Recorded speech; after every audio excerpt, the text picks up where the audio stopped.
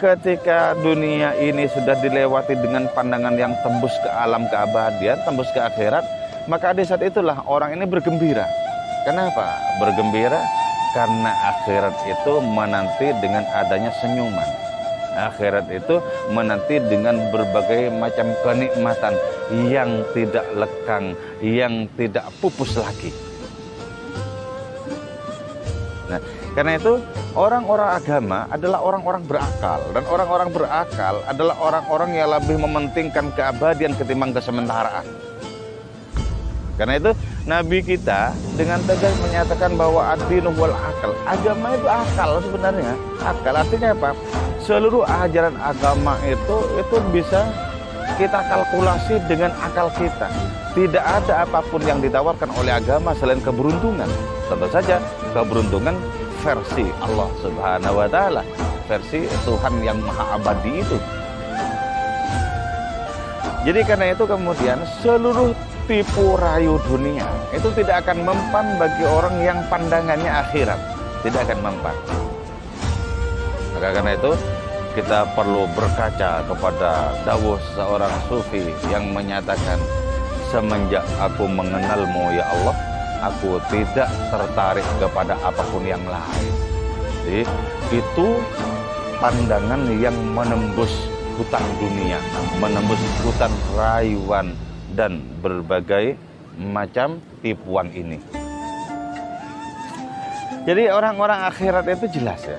Orang-orang akhirat itu jelas bermutu perilakunya, bermutu tindakannya.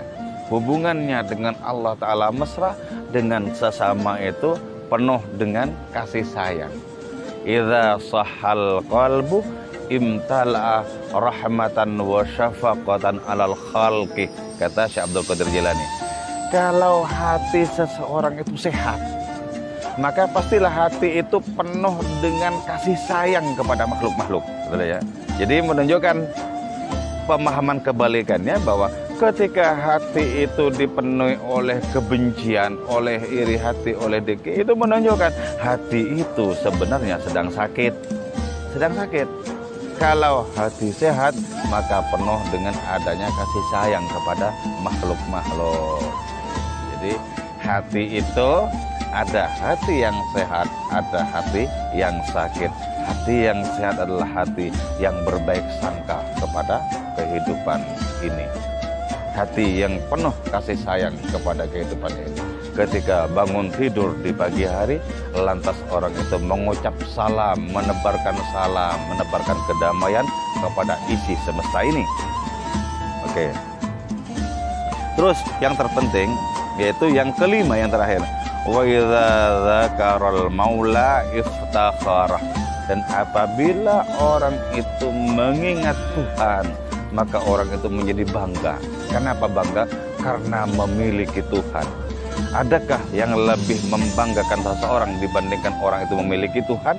Tidak ada. Ketika kita memiliki Tuhan, kita memiliki Allah Subhanahu wa taala sejatinya, kita memiliki segala sesuatu. Tapi jangan dibalik.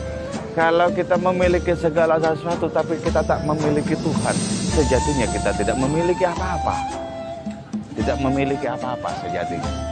Jadi karena itu kebanggaan kita itu mestinya adalah kebanggaan karena kita memiliki Tuhan, karena kita bisa berakrab ria dengan Tuhan, sehingga kita hidup di dunia ini semata-mata mengerjakan ladang-ladang Tuhan. Kita hidup di dunia ini semata-mata merupakan perpanjangan dari kehadiran hadiratnya belaka. Jadi ini penting.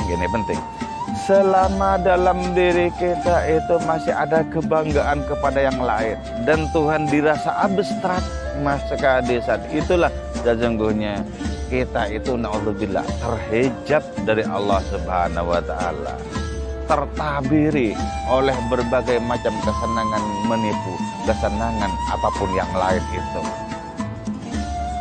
Jadi para nabi itu diluncurkan oleh Allah Ta'ala ke medan kehidupan itu untuk menyadarkan hati yang lalai, hati yang terhijab sebenarnya. Mereka secara tidak langsung menyatakan, ayo berakrab rialah dengan asal usulmu, dengan keabadian. Ayo bergembiralah dengan kedekatan, dengan hadiratnya itu. Jadi secara tidak langsung ngomong seperti itu setiap nabi yang diutus ke medan kehidupan itu. Agar apa? Agar menjadi jelas bagi diri kita bahwa yang paling kita banggakan, yang paling membahagiakan kita adalah ketika kita memiliki Tuhan. Nah, di saat itu ya, Syekh Abu Yazid Bustami yang mengalami pengalaman spiritual yang seperti itu, beliau menyatakan, ilahi milki a'adhamu min milki. Tuhanku, apa yang ku miliki ini jauh lebih agung ketimbang apa yang kau miliki. Kenapa? Karena aku memilikimu dan engkau segala-galanya, sementara engkau hanya memilikiku. Dan apalah arti aku ini? Jadi, ini kebanggaan yang paling top. Tapi untuk sampai kepada kebanggaan memiliki Tuhan itu dibutuhkan adanya kesabaran dan ketekunan, adanya kesungguhan dan keikhlasan untuk menerobos hijab-hijab di dunia ini, hijab-hijab akhirat nanti juga.